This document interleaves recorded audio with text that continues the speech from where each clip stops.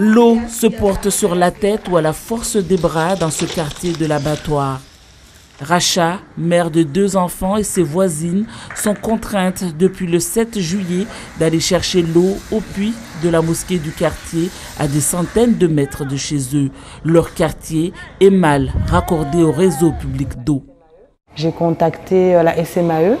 Ils sont venus constater qu'en fait, il n'y a pas assez de pression dans notre compteur. Quand je pose la question quelle est la solution, on me dit qu'il n'y a pas de solution. On me suggère même de déménager. Dans ces conditions, l'eau, si durement acquise, est utilisée avec parcimonie. On a pris des mesures qui sont très drastiques, c'est-à-dire que souvent on fait à manger 1 fois par jour à la maison. C'est-à-dire que même faire du thé, on ne le fait pas parce que lorsqu'on utilise l'eau, en fait, c'est de l'eau qu'on doit remplacer.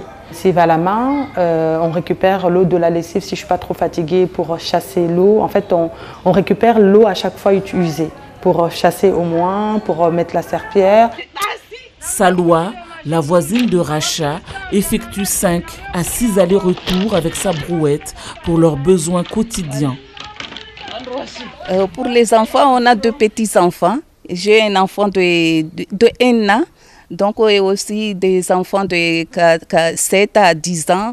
Donc il faut que j'allais prendre de l'eau pour utiliser aux petits-enfants, sinon c'est une catastrophe à la maison. Le problème de ce quartier est connu des responsables du réseau public d'eau, mais pour l'heure, aucune date n'a été avancée pour installer un surpresseur. Je suis persuadée, vu que les immeubles d'en face ont de l'eau, qui sont pas loin de chez nous, et il y a même, je pense, jusqu'à 6 étages, si je ne me trompe pas. Pour moi, ce n'est pas une problématique qui est insoluble. Pour moi, c'est vraiment une volonté de faire et de voir qu'on est en difficulté. Contacté, les eaux de Mayotte n'a pas donné suite à notre demande d'interview.